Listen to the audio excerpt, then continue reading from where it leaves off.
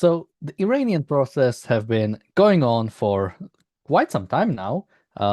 They are still going on. Now Iran is imposing a complete blackout on the country, but still some information does get out. And we also are seeing some kind of responses from the White House, specifically from Donald Trump and JD Vance, which we'll discuss today. Among other, we'll also discuss the UN because Antonio Guterres, the Secretary General of the UN, is what is the exact quote? Is shocked by the violence committed by the Iranian regime. I mean, nobody could see this coming. And then we might also talk a little bit more about Israel and what Israeli plan during this situation is. Welcome to the reality show. Joining me today are no, it's the Daily Objective, but I see multiple people. That's why I went there. Welcome to the Daily Objective. Today we will go a little bit longer, and also there will be no reality show today. But we also will be joined by Dave Reboy, and I just got an email in about 10 minutes, so it will be the full panel. But for now, joining me are Alex and Stuart Margolis. Alex, I'll go to you first because I don't think did we have you on to discuss specifically Iran since the protest started. I don't even remember. Yeah, I think we had you on briefly. So yeah, just to start us off, what do you think? Where do you think we are right now? And then we'll go to Trump in a bit. In what way? Well, I guess what do you think this is going? The protests have been happening for some time. Now Iran has chosen, I think, the obvious path of shutting this down as harshly as possible. This is what you have to do as dictatorship. But do you think that they will succeed in this, or? Yeah. Yeah, I think so because I think the I think that I don't I wasn't convinced that when we first spoke a couple of weeks ago when it first started that the conditions were really there for revolution. And I remain unconvinced. In fact, I think the fact that they have been able to have such a strong show of violence, it kind of sends a signal that they still have people willing to go out there and do the murdering for the regime. And so long as you have that, and no viable opposition right inside of Iran, and you know, kind of what do you have? You have protests. So long as you're not seeing, and by the way, like we're not really I don't think we're very sure what's happening, right? Because the information is sort of just trickling out. But we're not hearing about what I would have liked to have heard of, which would have been high level military defections, mass desertions in the military, mass desertions in the army, the IRGC, kind of the sort of the high level comrades there defecting. I don't see any indication of that. In fact, I would even say that the show of violence has kind of shown us that there's quite good cohesion between these forces, the internal security, the IRGC, and the military. So I think that doesn't really bode very well for the conditions for revolution. But I think it's, that we have to think, the Iranians, they invented the game of chess. So they have a very long memory, they're strategic planners is what I'm saying. We tend to view things as if they're going to happen in the next 2 months or they're never going to happen at all. I think that the regime is on the way out. I think that it's game, set, and match for them, right? It's really just a matter of the conditions being put in place to topple the regime, or to have some kind of other transitional government.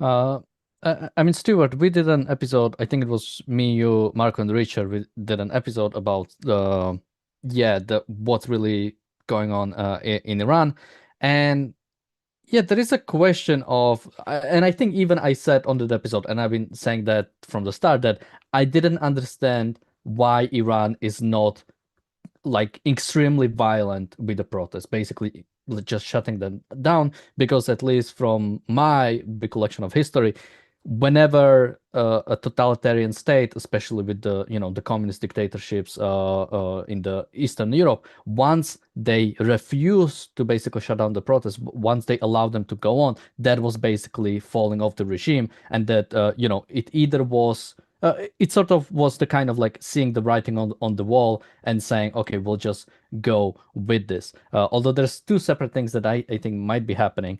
So I'm wondering what you'll say, Stuart, because like one, with if I compare it to the communist things, the fact was a lot of the communist leaders participated in the democratic system that came afterwards, like participated in the election and stayed in power. There is a question of, can ayatollahs really participate if like the system right now falls? Like, what would that mean? And would the same, because who is the sort of like the core of power in Iran right now? It's the somewhat the ayatollahs and the IRGC. And the fact is, if there is like a fall of the regime, neither of them can really participate in the upcoming regime. So it seems like they are taking their chance of doing what they need to do, suppress whatever dissent there is. Any thoughts on this one, Stuart? Yeah, I mean, I think when we did the last show, there had only been a few protesters killed. At this point, the numbers I'm hearing are, at least 2,000. And because of how little information or how spotty the information getting out is, it could be substantially more. So this may indeed be that severe crackdown that you thought, a more stable authoritarian regime would be doing. So I certainly understand where Alex is coming from. I think that there are not all of the positive signs that we would like to see to indicate that this regime is going to fall soon. On the other hand, I think I'm a little more optimistic because I do think they are at their weakest now. And as she said, I think the writing is on the wall. They are going to fall. I'm hopeful that it could be now or, within the next week or two. But I think her view is also very possible. It might just be, it's going to take longer. So I think a lot depends on what the U.S. does, which we'll get to, I guess. But I think that's the big sort of question mark in the whole equation. So yeah, and actually, let's go into the U.S. now, specifically Trump. So I think pretty much when these protests started on like day 2 or day 3, we already heard from Trump that if any protester gets killed or gets hurt, there will be severe consequences or something will happen, something along those lines. And now we are also hearing that both apparently national security team for Trump is convening tomorrow and is going to examine very strong options of dealing with this. Now we have also the other part of it, which we'll take a look. But Alex, what do you think? Do you think Trump will take some more strong measures against Iran? And also, what do you think American role should be in this? What exactly should we want from America? Let's say from the point of view of Iranians, or even from us, or even as Israelis, right? Or what do you think? Yeah, I mean, I suppose, I kind of like whatever the United States, unless you're going to go in into like a full occupation of Iran, right, and just purge, right, all of the IRGC and all of the revolutionary forces, which would be like really kind of impossible, then I suppose that you could do limited strikes on like symbolic targets of the regime, which I'd be totally up for. But That's about, what I said, by the way, originally. Yeah. But it's about whether or not that would actually produce, because it's not like you can just kind of go in and just snatch up the Ayatollah and just kind of expect that something else is going to be different. Maybe, maybe revolution is too optimistic, right? Maybe better to think about it. Okay, like we'll get rid of the turban and you'll have a bit of the boot. Like you'll have a military dictatorship instead of an Islamic fascist one, right? I suppose that's also on the table. But unless you really are able to remove the revolutionary forces, the people who are really protecting the regime, then I think it's not, it wouldn't just be a case of just, okay, let's just go in there and take the Ayatollah. The problem, or like, let's just fly in the Shah, you know, he'll just magically know how to deal with this, right? I think that the problems are a lot, you know, a lot deeper. And I suppose that, you know, you're sort of limited, right? But also at the same time, kind of all options are on the table for you. But it's just what I just cannot see, like, you know, I cannot see them sending like an aircraft carrier, right, to deal with this situation. I also just don't think it would even work, right? I mean, I just don't think that that would actually be what would do it in the end. In the end, it will fall when, you know, when those who are closest to the regime, who have been protecting it all of this time, when they finally say it's not worth it for us anymore. We can no longer continue to protect this. That's when it will just decay and collapse. And not, but that could come with sanctions. That can come with, you know, confiscating some more oil tankers. I mean, that, you know, you know, the United States has an enormous amount of soft dirt power, right, out there in the world. You know, a nice big cyber attack, right, doesn't necessarily need to be a kinetic weapon. You know, that could also be something that could really send them into quite a lot of chaos. That kind of almost like the pagers, right? I'm not, you know, the pages were obviously kinetic, but I mean that you could kind of give them like a massive cyber attack, that they're sort of just, everything is crumbling down, everything, and they're just trying to put out this fire, and it kind of, you know, will maybe hasten the demise, right? When the protectors of the regime will finally say, okay, I give up. I just can't. I can't keep going with this. Just don't think.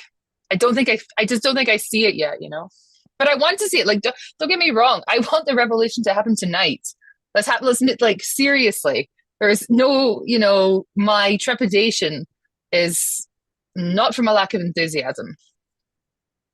Yeah, and yeah, I think especially like a cyber attack, people underestimate how much like damage I think it could do. I don't know how like Iran is digitized, like how much of their like administration is relying on that. But you know, I have an example from Slovakia where I think it was Russian hackers like attacked a Slovak like land registry. Like basically was hacked, couldn't change, couldn't like access. And again, you have to realize like what does it mean to hack a land registry? Is if you want to get a mortgage, you can't because you cannot connect to it. You cannot sell your house. You cannot, you know, for a little bit, or even if you can, you have to go, you know, do more of it stuff manually. That gets backlogged. And you know, if you manage and again there is a question of like how Iran is digitized in that matter, but once you like do this with a bunch of stuff, when you already have you know, the economical impacts, the fact that inflation is insane,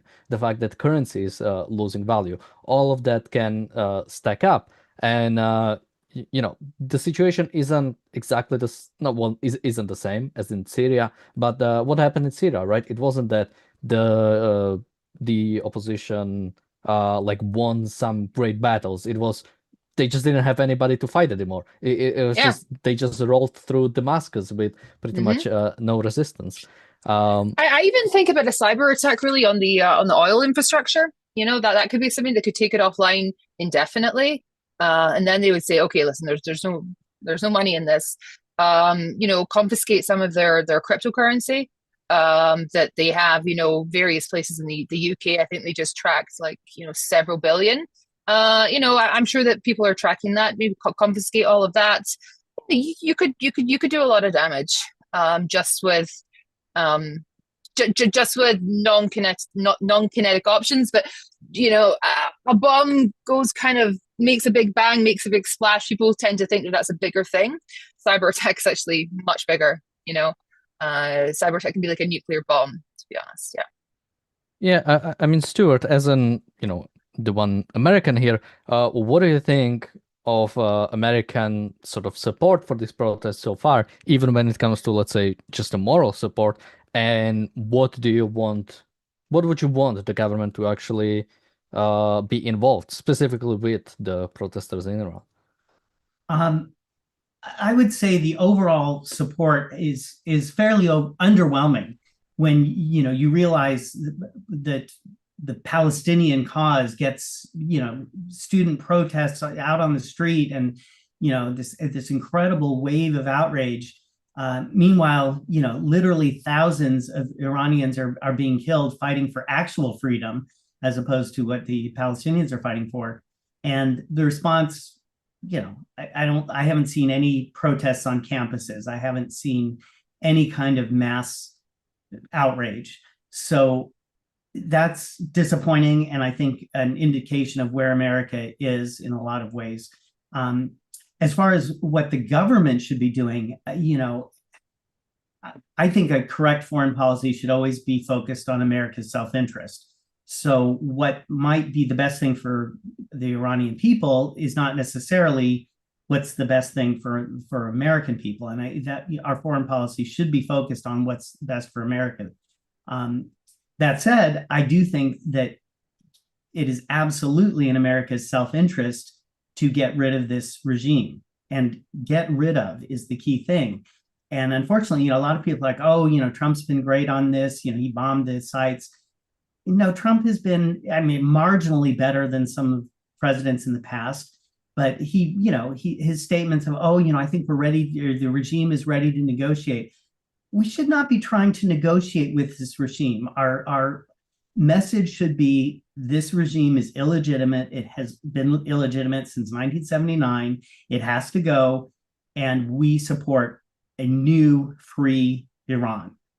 That's not the message. And that's unfortunately the case really from around the world. The shock that the UN had is, oh, who could believe that Iran would do this? Like, well, anyone who's been paying attention for the last 47 years would believe that they would do this. It's like, it's astonishing to me that people don't understand how bad this regime is, not just for the world, not just for Israel, not just for the US, but for the Iranian people. So the proper thing to do, I think, would be, first of all, to completely morally support the Iranian people, demand regime change, and then think about how best we can facilitate that non-sacrificially. I think a cyber attack is a great idea. Perhaps symbolic bombing, bombing the key buildings. If we can take out, the leaders, that would be great. I don't think boots on the ground are in our self-interest, but we certainly have the firepower to inflict some serious damage. And, it's hard to know. I think Alex may be right that we're not quite at the tipping point yet, but I think it's hard to tell in advance what that tipping point will be. And it might be that just having our unequivocal support, moral support, and some targeted bombing, maybe cyber attack, but other things that show, America wants a free Iran. I think that could be the tipping point. Yeah, I mean, what you said about the protesters, well, of course, it's winter break, so we cannot expect the students to protest. Okay, But that's fair. but also, I think there was actually, I've seen a solidarity protest in LA, which I think LA has a big Large Iranian community. population, yeah. And what actually happened was, apparently there was a U-Haul truck that drove through the protesters. Thankfully, nobody was killed, and I think one person was injured. But again, we haven't seen. And I think there was one. I think this was in London, a protest where somebody scaled the Iranian embassy and took down That's right. I the forgot about that. Ayatollah, well, the Islamic Republic flag, and put out the Shah. I don't know what is that flag referred to? That was like I lion think it was flag, just or the previous flag before yeah, this regime. yeah, with the nice lion and everything.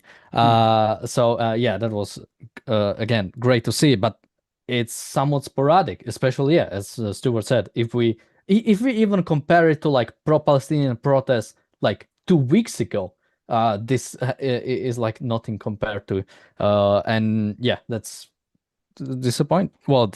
That's just scary. We have a super chat from Apollo Zeus. Thank you so much. He says, is it Yavicha or Javicha? Thank you. And one more super chat from Bonnie. Thank you so much. And one more super chat from Apollo Zeus with a sword emoji, strong arm emoji, lion emoji, crown emoji, sun emoji. So thank you so much for that. I think those are kind of the symbols.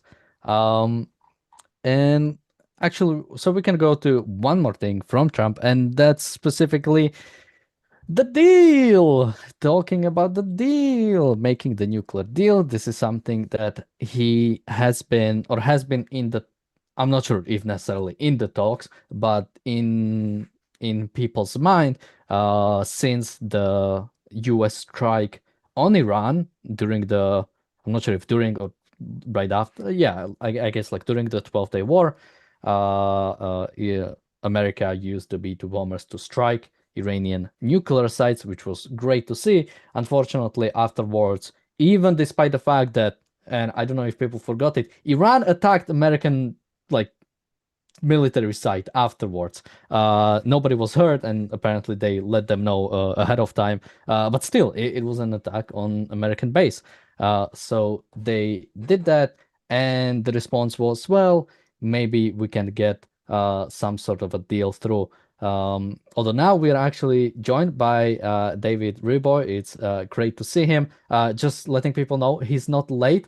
We just had a last minute sort of like change on when this is happening. So with that, I'll actually go to him first, David. So much so far we talked about basically what we think about the Iranian protests, where do we think it's going, and we have just started discussing Trump. But I would go to you just briefly on what do you think is the state of the protest right now? And for example, Alex here had a bit more uh, pessimistic or realistic view, depending on how you take it, of that. Even though she thinks that the regime is in its last years, let's say that it might fall, she thinks that basically this might not be the time. So, David, what is your just thoughts on the protest right now, the response, and where do you think it's going, especially with the sort of rising IRGC involvement of straight up killing the protesters? Yeah, I didn't hear Alex, but if your summary was reflective of what she said, I hate to agree, because I think that this is obviously the best chance that probably we've ever had, or the Iranian people have ever had, to free themselves of this disgusting regime. But look, I mean, I don't know. I don't understand why, the thing I've been scratching my head about. I don't understand why non-kinetic means were not, have not been used, at least since, I guess it's the fifth day now that there's no internet. I would think that the United States would be on top of that. I would think that there would be very quiet sub rosa Israeli involvement on the ground, in some ways helping, facilitating, etc. Because it's obviously in the interests of everyone here, to make sure that this regime goes. Yeah, I mean, I was skeptical of going back to Donald Trump and the Iran deal, or the Iran negotiations, starting in about January and then lasting until the war in June. The whole time I was skeptical, and I was really surprised.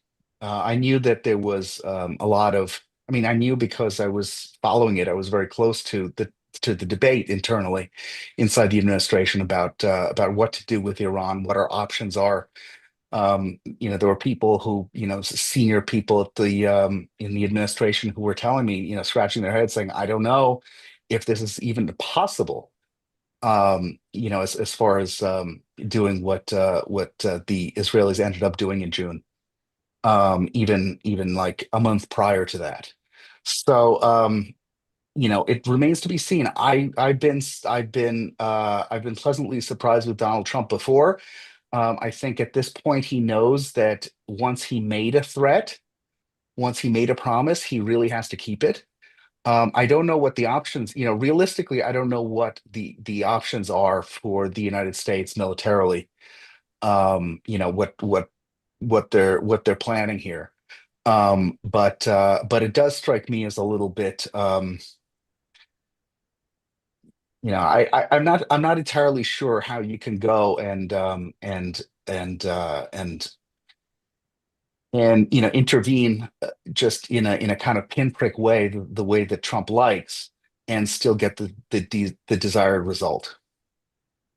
Um, So yeah, that's interesting, and I'll stay with you for a little bit longer, specifically since you and Stuart are the only Americans here, so it's your administration that you have some control over. So what would you want the sort of ideal American administration to do right now about Iran? Although, of course, to some extent, if we had ideal American administration, we would have never been in Wouldn't this be here. place. Yeah. But sort of the best way forward.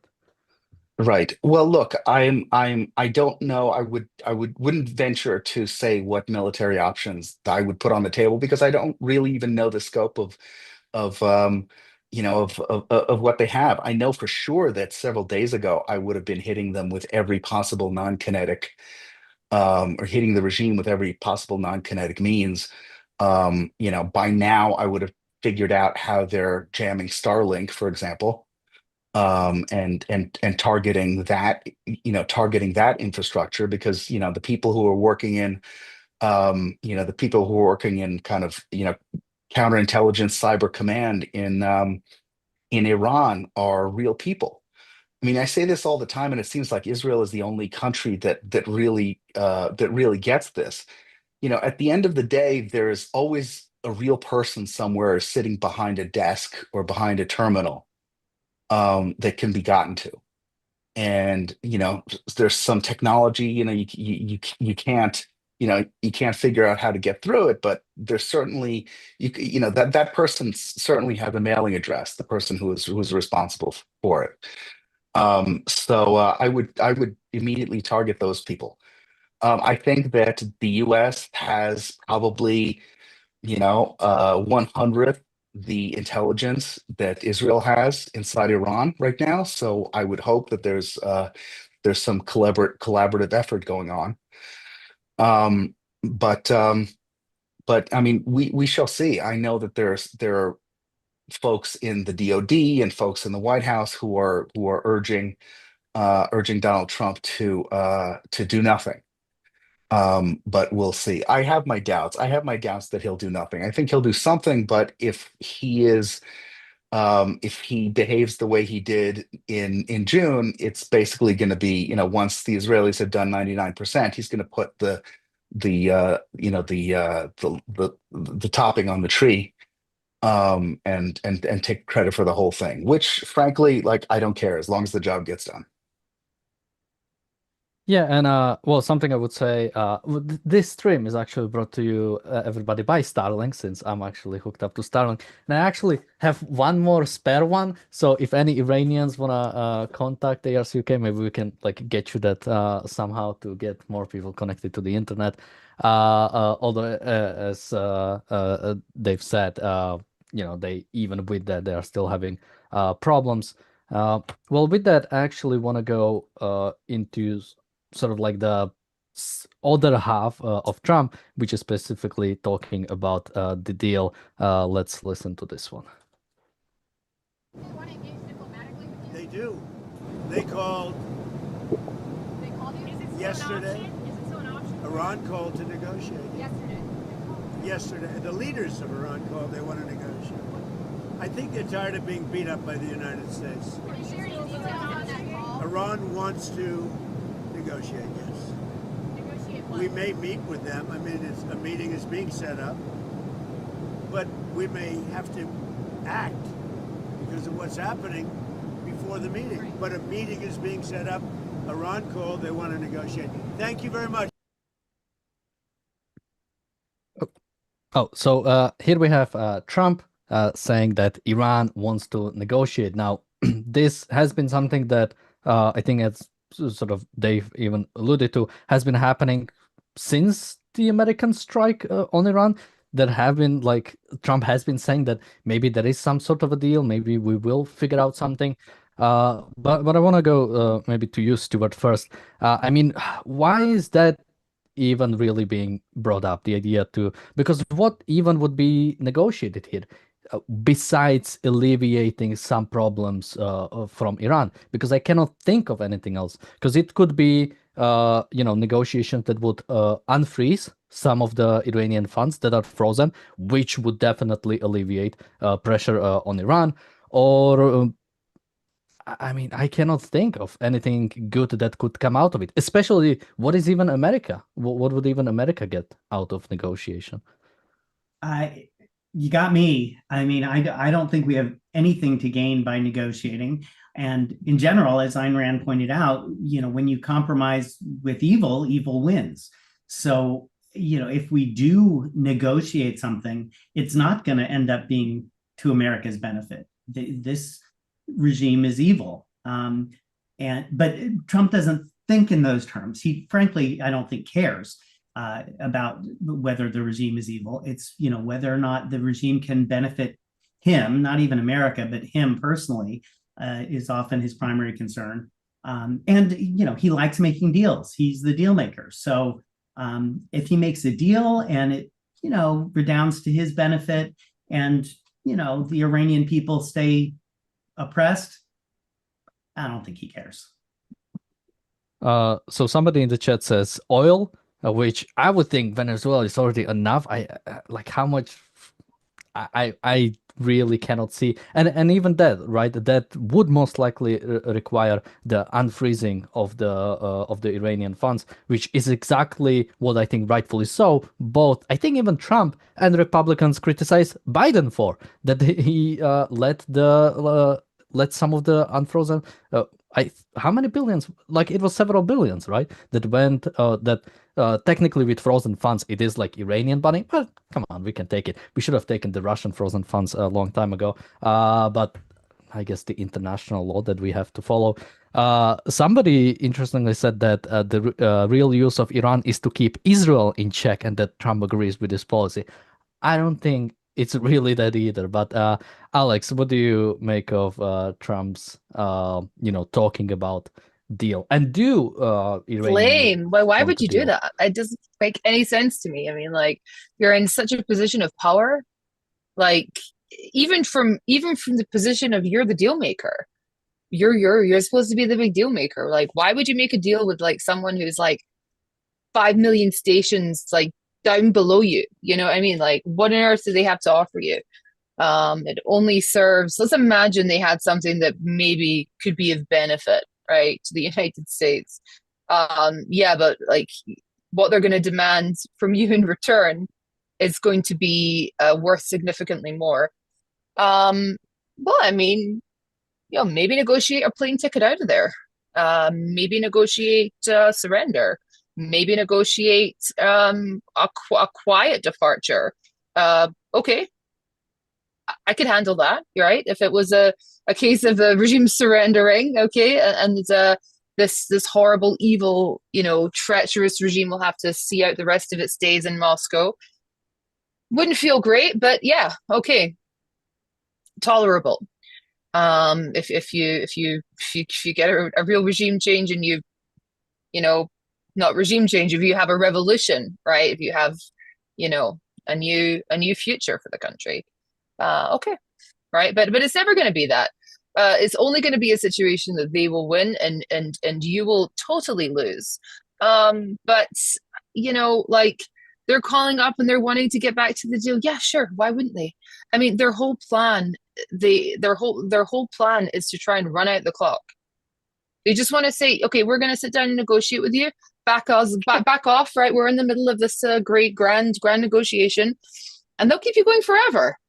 Yeah, this is like they're master skilled at this. Like, okay, just remove the sanctions until we've completed, everything, and we've crossed the T's and we've dotted the I's. And even once you've done the deal, like if They're not going to keep to the terms, right? They didn't keep to the terms of the JCPOA, which was, again, people think about the Iran nuclear deal. I think everybody here knows that it was a deal to get a nuclear bomb, right? A lot of people think like it was a deal to prevent them from getting a nuclear bomb. It was just kind of Obama's strategy of containment, which was like, let's try and contain, their ambitions. Okay. Which was, a total disaster. But then also moving between the JCPOA and um, removing the JCPOA, right? That they also leveraged that to their benefit, because they leveraged that they obviously had the JCPOA with with all the sanctions relief, etc. Then, they didn't keep to it. And then even when it was overturned, right, they still managed to exploit that process as well, because they had their black fleet. What do you call it? Black. I don't. Their shadow navy. Sorry, their shadow navy. That they were able to leverage, and they bombed Aramco. It was hardly a peaceful time, and that was a big mistake as well. Iran bombed Saudi Arabia. You don't let Saudi Arabia respond. You don't respond to it. They bombed their. I mean, I'm not going to stand here and defend the Saudi regime, right? But Aramco was bombed, okay, and you told them to stand down. Big mistake.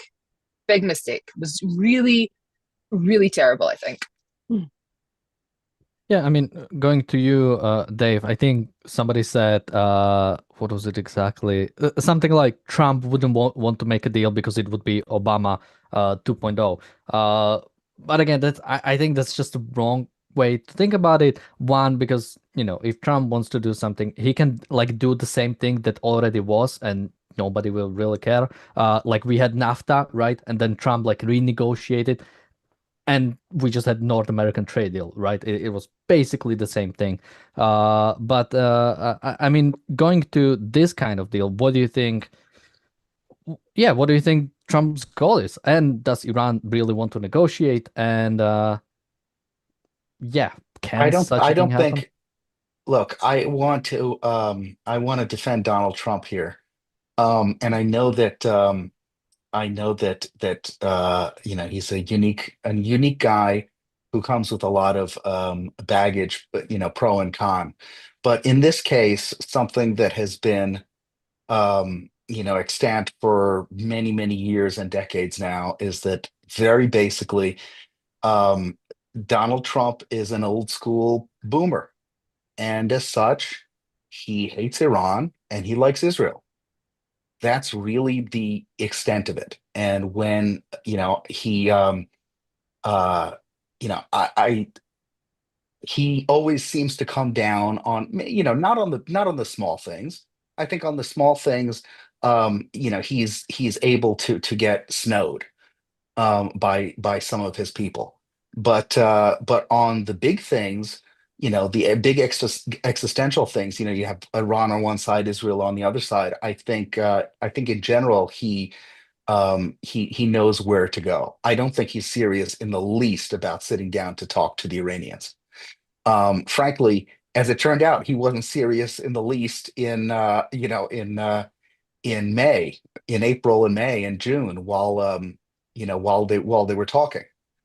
I have a little bit of visibility into that process, and at the end of the day, I had a friend who became a senior member of the administration, and he would say to me, "Don't worry, Trump loves Israel and he hates Iran, and he's going to make the decision on the big things." And I trust him on this. I don't trust him on a million other things, but on this particular thing, I think he's squared away. I think he realizes the mistake that he made in June by prematurely ending the war. I think he realizes at this point now that if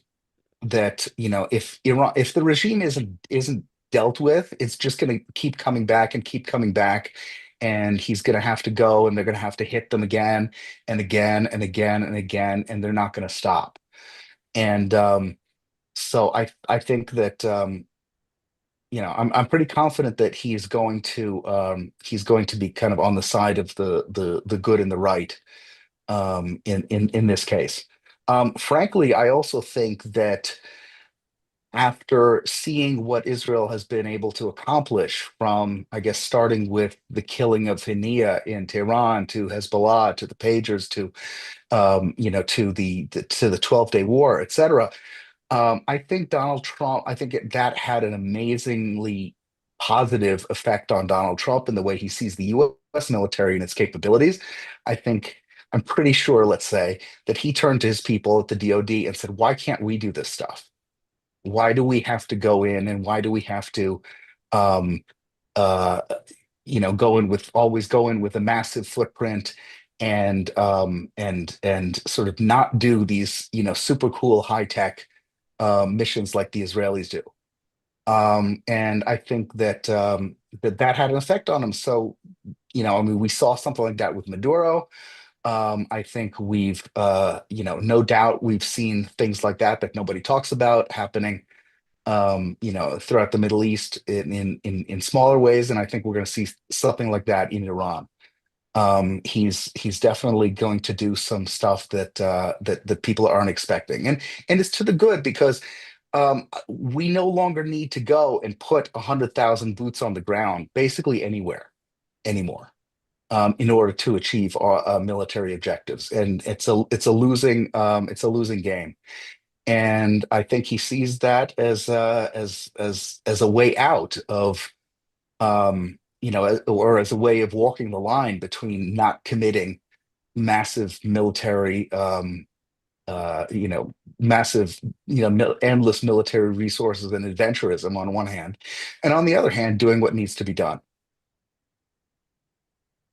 Yeah, I mean, when it comes to sort of like Trump view of Israel and Iran, I would even compare it to some parts of like the whole, basically the broad American public view. And I think the biggest problem is always the lack of philosophy, right? Because yeah, I think still, probably even right now, most Americans don't want to see the state of Israel be gone, right? They want the state of Israel probably even to be strong, to fight even maybe American enemies, and like to see Israel succeed.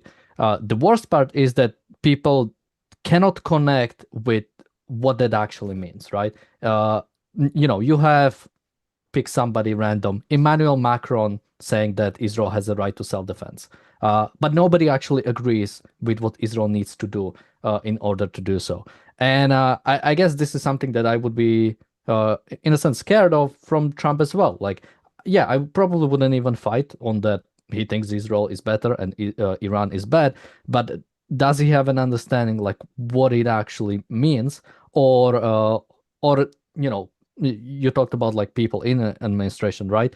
I'm always like trying to imagine what does like a meeting behind the scenes of Trump like look like. I'm sure you guys have seen the photo of the Venezuelan operation in Mar-a-Lago. There were, X in the background, and you have like people around the table. And I'm just really wondering like what exactly is the kind of thing they're talking about? What exactly is the thinking of them? And yeah, like what is really the broader philosophy of like the whole administration of what we are really trying to do here? And uh that will be my biggest problem with Trump, that I don't think that really is one. I don't think that just really seems to be any overarching thing. That's why you have so many things where it's like terrible and great. Deal with Hamas, and then you have B2 bombing. Like those two things shouldn't happen in the same administration. Those two things don't really, I think, fit together well. If you have some, at least some overarching sort of like understanding of, or not even understanding, some philosophy. Because if all of the stuff was bad, that could be explained, right? You just have bad philosophy. Like I could summarize like Obama's foreign policy or Biden's, right? It's pretty like consistently kind of going in the wrong direction. But I guess don't actually have that much time. So I guess I'll go to you guys a bit more. We can talk a little bit more about Iran, but I'll also bring this just for more context. But we can still have a broader discussion of Antonio Guterres, the Secretary General of the UN, quote, is shocked by the reports of violence and excessive use of force by the Iranian authorities against protesters. So we've already brought this up a little bit earlier, but I mean, Stuart, going to you, what is I'm wondering, and again, this is the thing where I'm really interested in the background or in the way these people are thinking. Is the sort of saying you are shocked just something you just have to say something, so that's what you put out, or is this real? Are we really acting as if totalitarian dictatorships or even authoritarian states, when they shut down protesters with force, that this is something, oh my God, what that's so unexpected. You know what? When I look at Islamic Republic of Iran, I'm expecting better. I think it's largely performative. I can't imagine he was really shocked. But what it comes from is the unwillingness to name the nature of these regimes. We all, well, not us, of course, but in the international community, they want to pretend that it's sort of this version of multiculturalism. Every country just does things differently. They're all legitimate. It's a sovereign nation. Blah blah blah. Not understanding that legitimate sovereignty comes from a government that respects and upholds individual rights. There's no understanding of that whatsoever in the international community. If you understand the nature of the Iranian regime, then there's no shock at what they're doing. But they've worked hard not to understand.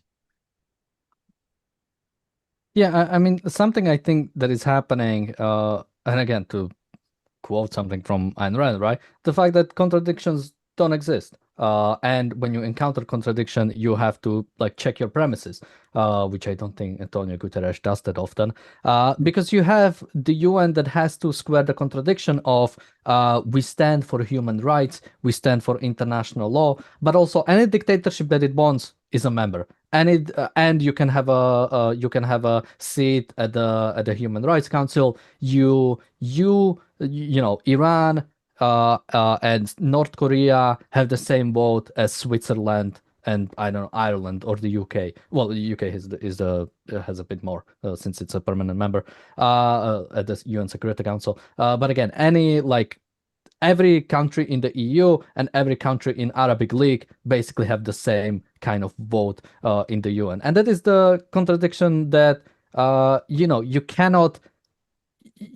You look like a clown when you try to actually talk about it, right? It's I'm always trying to connect it to something personal. It's like listening to your friend bitch about their girlfriend, right? She does that, and it's like, okay, why are you with her? At some point you have to realize maybe you have to part your ways, and that is the contradiction they try to live with, right? That those two things can be true at the same time. That you can completely hate somebody but consider them an integral part of this organization. So I mean, Alex, any experience with contradictions in? Yeah, I mean, I UN? suppose that the UN is just this massive contradiction, right? Isn't it? It's united and then it's nations. Okay, I mean, how does one define a nation? How does one define a country? Is it just okay? The Taliban have taken over. Taliban gets a seat. Is it just that okay? We have a separatist region that's been taken over by cannibals that are practicing voodoo. Do we need to invite their kind of tribe to have a little seat at the table, right? And do we need to respect their cultural practices and norms? Well, I guess so, right? I guess that's just the way it has to be. So yeah, well, it's just I really find, I don't even know if it's really offensive, right? I mean, is it offensive? I feel no, it's repulsed. I feel repulsed when I see this guy. I feel repulsed when I see him talk. I feel repulsed when I see his stupid little face. And I just the whole thing makes me feel it's just protection racket for dictatorships. Okay, so just go and go and do what you're going to do, Antonio. And the fact that, it's not just the fact that this is like this totally corrupt and disgusting organization. It's that the good countries, they have to bleed themselves, right, in order to fund this charade, right? There's a lot of people who are very, really, really stealing money, okay, from productive people in order to fund this clown show. I actually would prefer it if they could all just get together and just have a big bonfire with the money. It would actually give me a bit more satisfaction, than to just see it be evaporated to these vapid losers. Yeah, and well, there's one side of it, right? Is that any gang that takes over now gets a seat at the UN, but also the other side of it, right? When the better things come out, they don't actually get a seat. Somaliland, basically independent Taiwan, for Taiwan, or Kosovo, or Kurdistan. but Kurdistan isn't the sort of like the fully. No, I understand, but like Yeah, they're not sure, recognized as a country, but no, Kurdistan exists. There's no doubt, sure. yeah. To some extent, but I think I think Taiwan is the strongest example, right? But it's like, oh, we don't recognize it because China doesn't say so. Like somebody in the chat says, the root of the problem is that there are a lot more shitty countries than normal ones. But no, even if you just had Soviet Union and a bunch of free countries, which that was basically how it was founded as, that was already a problem, right? Once you give a permanent seat to, Soviet Union, at the time, you would be hard pressed to find even like worse country on that scale, but besides, maybe some failed states at that point. Like once you found it with that, you've already given in to the premise, and then giving the seat to communist China was not even last nail, was just another nail among the hundreds to the coffin that is the United Nations. Dave, I'm not sure if we ever had you sort of talk about the UN, but maybe you'll come as a supportive. So, as a matter of fact, yeah. I've come around on the UN. I think it's actually an essential organization.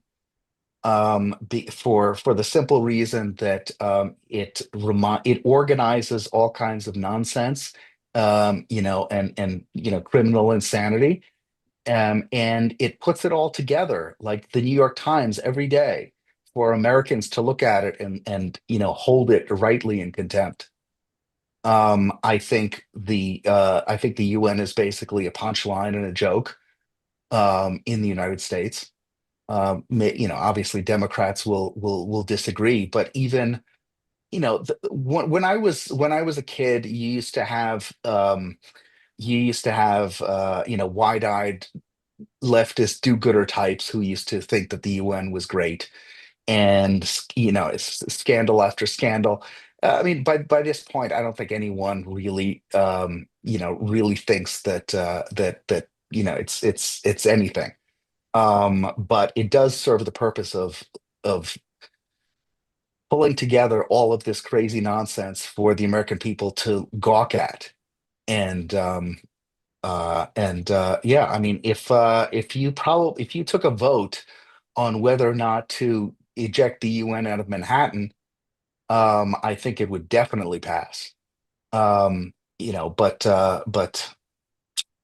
that said, I think the U.S. still has the ability to, or the U.S. absolutely should be pulling the chains and refusing to pay for a lot of this nonsense. It's one thing to have people like Gutierrez, who I agree with Alex. Every time I see his face, I want to throw up. But that is not a new phenomenon for UN general secretaries. Going back all the way to I guess the first I wasn't alive, but the first one that I can think of who was horrible was during in the lead up to the 6 Day War. And it was I think Uthant, and we've had many other horrible, Kofi Annan, Kurt Waldheim, on and on. And it's a shit show, and it's a carnival of freaks. And maybe that's the reason why it exists. We have a super chat from Jonathan. Thank you so much. And a super chat from Knows Too Much. Thank you so much. He says, off-topic question, are the Atlas Shrugged trilogy movies from 2011 and 2014 any good? Are they a good depiction of the source material? So I haven't seen them. Has anybody seen those movies? I have. Um, I, I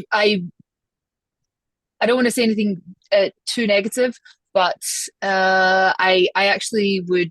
It doesn't do the material justice, in my opinion, and actually, there are far better. I would say. Almost radio version renditions of both The Fountainhead and also Atlas Shrugged that you can find out there. They may be a little bit old. The quality might not be as high as it would be today, but it's a much better investment of your time, in my opinion. Stuart, you seem like you also seen them. I saw the first two. The first one I thought was, pretty mediocre. The second one was so much worse that I did not bother seeing the third. The trajectory was not good. So no, not a very good representation of the novels, in my opinion. Bonnie says, can we all have a giant? No, I just generally, don't like to comment if I haven't seen something. So from what I hear, it's not good, but you shouldn't go by me because I haven't seen them. Dave, have you seen them? No, my cutoff for cinema is basically 1965. So if it's after that, then I probably haven't seen it. Oh, so 12 Angry Men is still there. That's a good one. Yes. Yeah, that's a good one. Well, with that, I think we can start wrapping up. So I'll go to you, Stuart, for any closing thoughts, and where can people find you? You can find me at my Substack, stuartmargolis.substack.com, also on Facebook. And closing thoughts, again, as I said on the last show we did with Iran, is, my thoughts are with the Iranian people. I really, really hope that they can overthrow their oppressors. We'll see. It's a very pivotal time for that country and for the world, really. Somebody is asking, how old is David? Lol. I think he only meant that he just watches older movies, not that necessarily, Spiritually ancient. Yeah. Yeah. What was your Spotify age when it came up? Did you have the Spotify Wrapped? I'm on Tidal. I'm not on Spotify. Okay. Alex, any last thoughts from you, and where can people find you? Or anything else you'd like to recommend people check out? Okay, so I am actually going to recommend a couple of I don't know what you would actually call it, but it's radio serializations of Ayn Rand's work. I strongly recommend investing the time in that. I think one that I recently heard was around 5 hours, and I it was very, very, very good. It was very high quality. Invest your time in that rather than investing your time in the movies, whose I think Stuart was actually being rather favorable to them. In my opinion. I recommend as well. I actually found it on. I will look it up and write it in the chat for Daniel. I believe that I found it probably on YouTube, to be honest. And I recommend FDD, Foundation for Defense of Democracies. What else would I recommend as well? So the IDSF also had some interesting analysis on this too. And also, I saw some great coverage on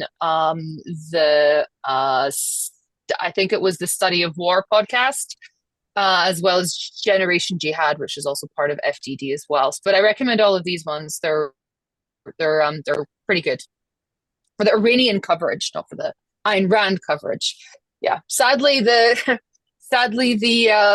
war podcasters, they don't talk about Ayn Rand enough. Maybe we can. We'll have to get Dibowitz on it. Yeah, see if we can do it. Dave, any last thoughts from you, and where can people find you, or anything else you'd like to recommend?